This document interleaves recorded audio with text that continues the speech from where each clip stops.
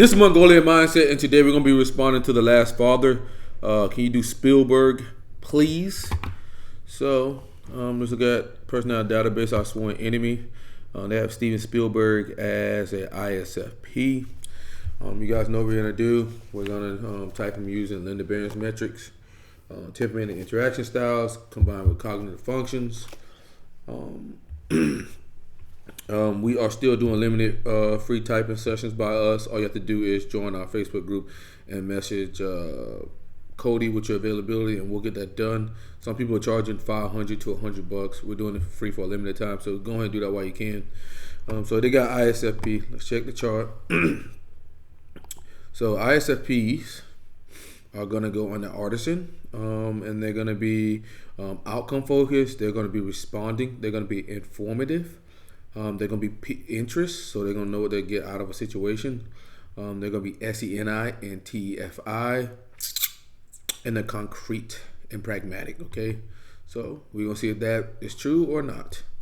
But yeah, 40% of our viewers are not subscribed, so if you guys could please subscribe, that helps us grow the channel.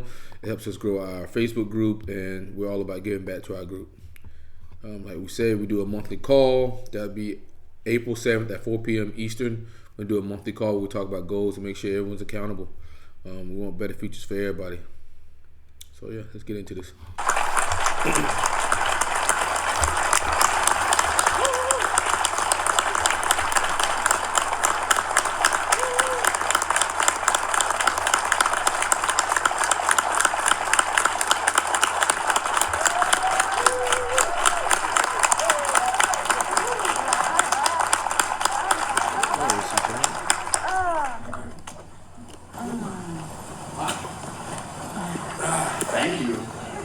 Thank you. Wow, thank you so much. That's really good. Thank you for that. Thanks. I just thought, it's such a beautiful film. And I know there's a genesis to it, but the genesis may have been 50 years. Yeah. I mean, is there an element when you first touch upon this in Catch Me If You Can? Yeah, there were a lot of different elements in terms of other films I made that had to do with divorce, and not because of my own experience, my sisters as well, with our parents getting divorced, but because some of the subject matter attracted me because of the divorce, what happened with Leo DiCaprio and what happened with Frank Dale Jr., that sort of announcement that the parents were separated. Can't really hear him that good on this one. I don't know, this one's pretty bad.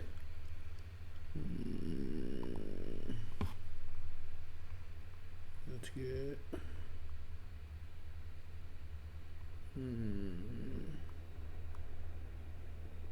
Chill on here.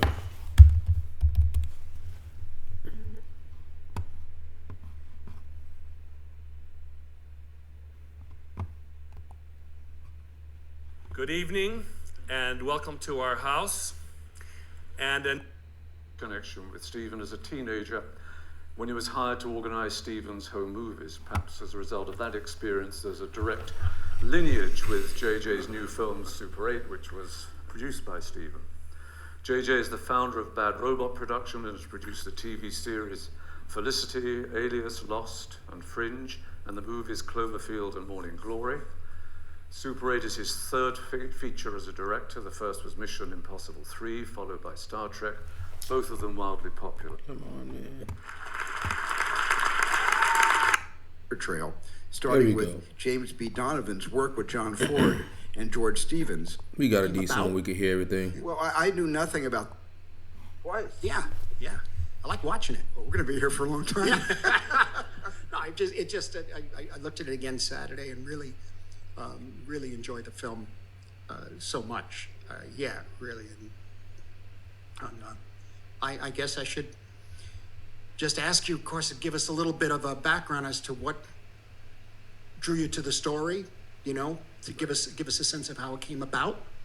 Well, I knew nothing about the story at all 2 years ago. I knew about Gary Powers because I was 13 when he was shot down, and that was the biggest news story, and everybody was talking. I was 13 when he was shot down, and that was the news. That was the biggest story. That's the outcome. Okay, that's the outcome. And that was the biggest story. Go back. That might be some TV. The biggest news story, and everybody was talking about it. That he was Talking about what everybody else was doing. That's SE.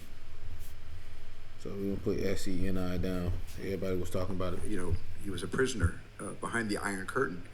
But I didn't know about this story at all. And a young British playwright, Matt Sharman, had been researching the Gleanaker Bridge, the spy swap on Gleanaker Bridge, and he found an entire paper trail, starting with James B. Donovan's work with John Ford and George Stevens, because the three of them compiled a documentary on the death camps in Germany and Poland, and put a hour-long documentary together, showed it at the Nuremberg war crime trials. Right. And James Donovan has a huge screen credit, which basically says, legal supervision by James B. Donovan. Yeah, is that the one that was shown on TCM a few weeks ago? That wasn't Nazi, shown. The Nazi plan was shown, Yeah, and he was involved in that. But this is a second documentary that TCM can't show. It's the most graphic Holocaust footage. Okay, this guy's coming off the wreck. Spielberg's coming off the wreck. So ISFP is practically dead already. If he's direct, ISFP's dead. Known. So he was very intrigued with this, and he followed the paper trail from Nuremberg. He's talking about what other people are doing. So that's SE. He did this, he did that. Donovan's work as representing insurance companies with this law firm, and put together this story, and then told me the story. And the first thing I did was, I doubted the credibility of the story. It sounded like everybody should have known a story like this. But when we all talking about what other people should have known, that's TE. So we'll put TEF out there. So that's TE. Into it, it turned out to be absolutely true. Wow. I mean, in one of the... And there was more outcome. End product turned out to be absolutely true. One of the things, of course, younger people may not realize that the Gary Powers was... it was such a major part of American news at the time. And it was kind of shocking. It was 57, right? So we were coming. I was, what the heck? I was born 42. I can't do the math. I was born in 42. Somebody tell me what the hell age I was. I don't know. Anyway. Right, Marty's going off pragmatic. Okay. Indirect. Somebody tell me what the hell. Direct and prag. It was like 16 or whatever it was. And Martin. But how many? 15, thank you. And it's getting older, I was 11. Okay. But the thing about it, Steve, is that we came off the Cold War, and the Cold War was so vivid when you do the duck and cover, the turtle thing. I mean, I was in Bert the turtle. Bert the turtle, yeah. That was what we had. I was in New York, down on the Lower East Side, St. Patrick's Old Cathedral, the St. Patrick's Grammar School, which only recently closed a couple of years ago. But we would be suddenly told by the nuns, by the Mother Superior, it would be over the loudspeaker system, and you didn't know if it was going to happen or not. Each day, suddenly she would come on and say, "Take attention, please. Take cover." And you had to get under the desk, and we had dog tags, too. And so for us, the Cold War, when Powers was on TV, he was perceived as like a Korean War brainwashed POW. But he did that for a reason. So he's dropping Martin's dropping TEFI too. I think these motherfuckers might be the same personality type. We had Gary Powers' son, Gary Powers Jr., advising us on this, and I'm in a position because Gary Powers was reviled. Yeah. He's TE name dropping. He's been doing that all this time. Because he didn't kill himself. Yeah. Number two, because he went on TV.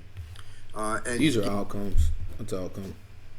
And I've seen the recording several times, and I actually I recreated Austin Stoll, who plays Gary Powers, in front of the cameras. I recreated, that's SENI. It wasn't a confession, it was almost an apology. I know. He said, "I have no enmity toward the Russian people." Yeah. But what he was doing was he had a dull affect. But he's doing what other people are doing. He's SE. Powers, and he was hoping that people would see that he was faking it by creating a dull affect. And of course, he was reviled. He was hoping that people would see it and notice it was faking it. That's the outcome again. The same way James Donovan and his entire family was reviled. Right. And thank goodness, this didn't happen during the age of social media. Because imagine what they would have gone through had this happened Imagine today. what would happen today. That's abstract. That's a what if. Okay? hypothetical situation.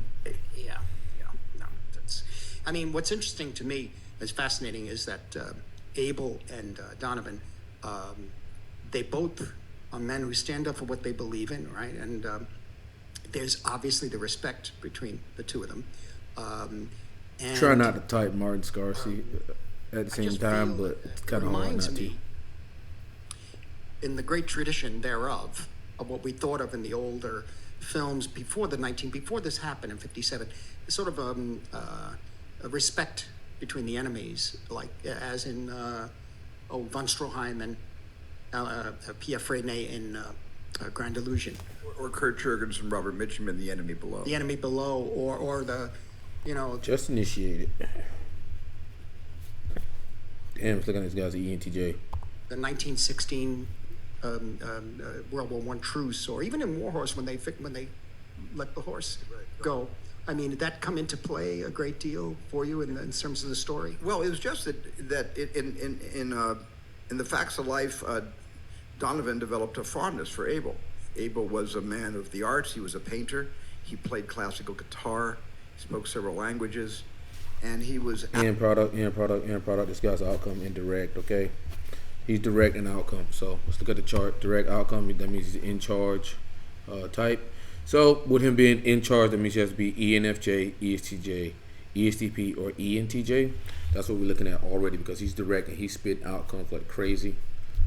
And I'm not getting much TI from him. I'm getting TE.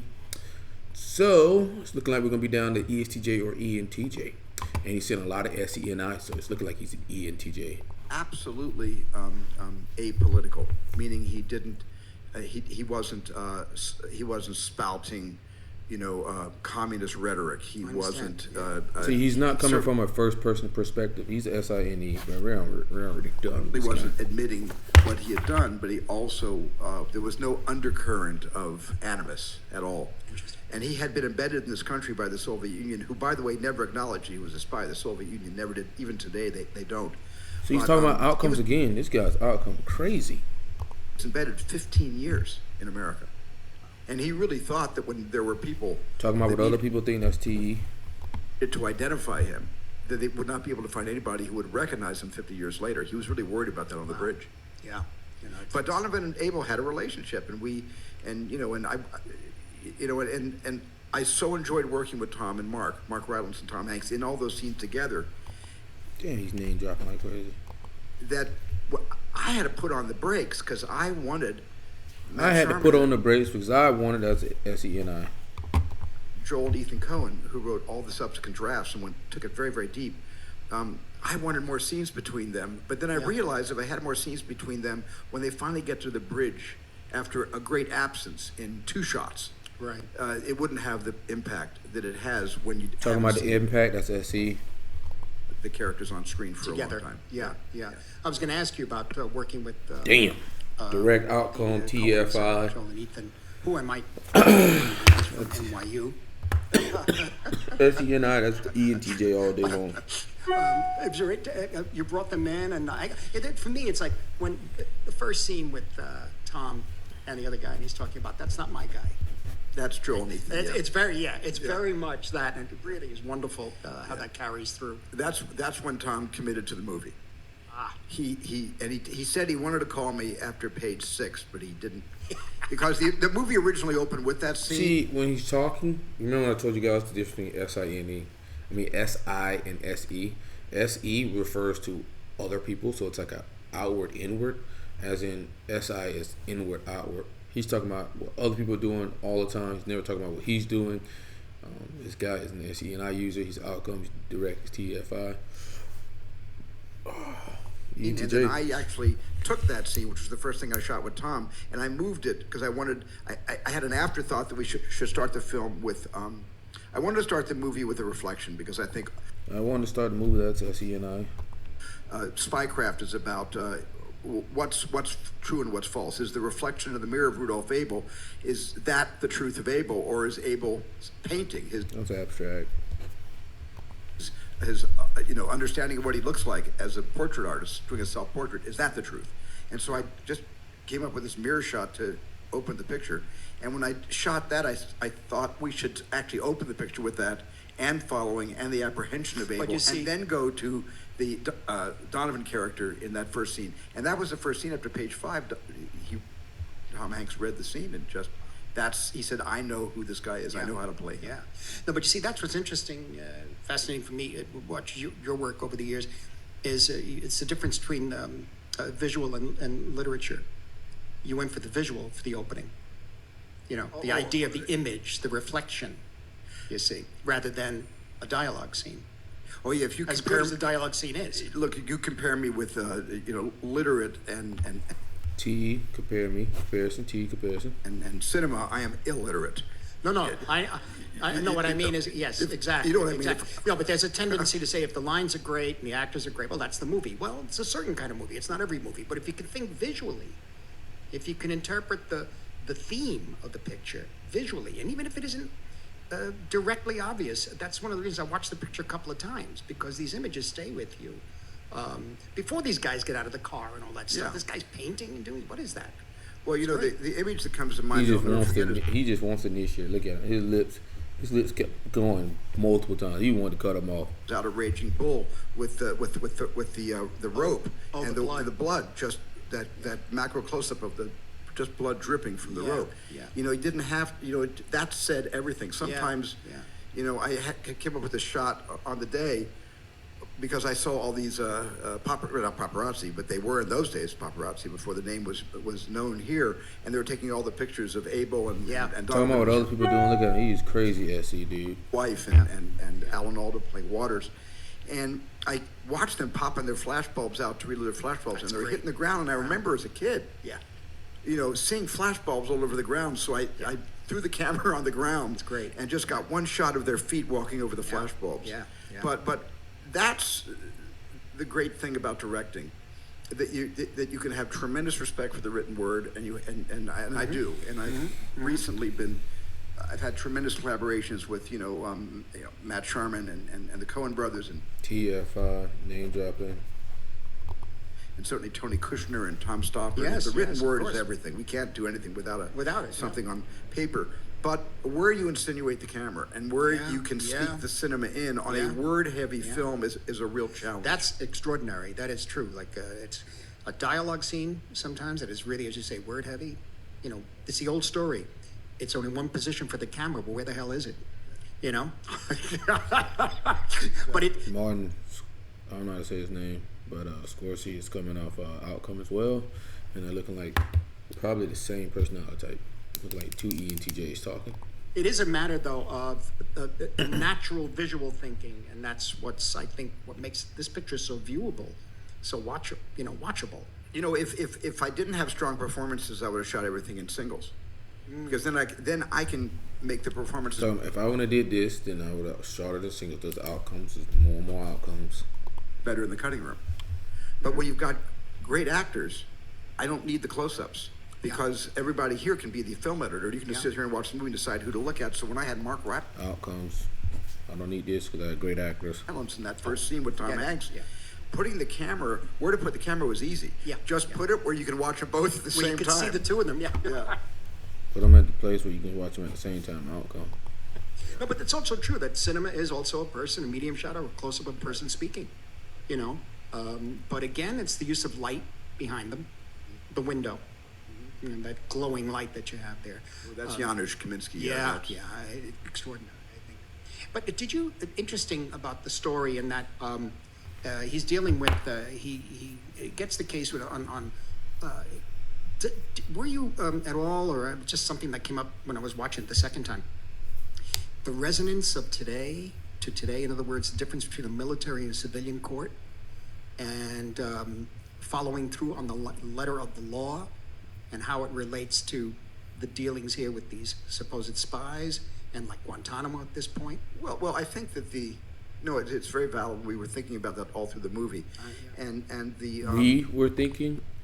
It's a T thing. We were thinking, collective thinking. You know, the amount of just natural moral regard for the Constitution and the Bill of Rights. That's it. Yeah. And giving even aliens, equal justice under our laws of democracy, the thing that makes us proud to be Americans, has been lost, and has been supplanted by the anger, the great rage of many people, and the military's reaction and the government's reaction to our rage to be able to create something like Guantanamo, which is a bit like Lincoln suspending the writ of habeas corpus during the Civil War. Exactly. Yeah, and T comparison, like Lincoln suspending this from whatever, and that was a lot of outcomes as well. I'm about ready to wrap him up. We're gonna go about 2 more minutes. He's in the NTJ. all the newspapers, closing down the newspapers, and And that couldn't have happened in such a broad national public way in 1957 to 1960. No. But it is like reminiscent of a civil war, a global civil war in a way now, these measures. And it's it's very moving to see these characters moving along, working along these lines in terms of like, this is what's right. This has to be done. We can get it in a civilian court. What is it? The appeal? What is it called? The other court? Well, they went from the appeals court to the Supreme Court of the United Supreme States. Court. Yeah. And which Outcome Donovan went from this to this. Outcome. was encouraged not to go to the Supreme Court, and he did. He took it all the way to the Supreme Court, and they almost won. It was a 5-4 decision. And they That was pretty almost close. won. Let's see. An outcome. Okay. This is fun. Because it was a huge search and seizure. Well, that's the thing, because they said, no, we brought this from the apartment. So what, did you have didn't you have a did you have a warrant? Warrant? Initiated. Okay, we're done here. Personality database is actually incorrect. They're fucking idiots. They have him as an ISFP. This man's an ENTJ. So yeah, what we noticed early on was that Steven Spielberg was direct. He's outcome heavy. Okay, so I mean, he's looking at the end product of things. He's just looking at just the outcomes. So he's direct. He's outcome. Obviously, he's talking from a third person perspective, not first person perspective. Talking about what other people are doing. Like we said, going outward, inward. He's the SENI user. He knows what he wants. TFI, direct, outcome, SENI. That makes him an ENTJ. Okay, and ENTJs are right there in the chart. ENTJs are outcome, systematic. TFI, NISE, initiating, pragmatic, direct, and abstract. Okay. Yeah, Steven Spielberg is an ENTJ. And Martin, I probably could have typed him too, but I'm going to just do a preliminary. He's looking like an ENTJ as well. So that's why they kept running their mouth like crazy. You get 2 ENTJs running, talking, and they'll just keep going. But this is Mongolian Mindset, and we're out.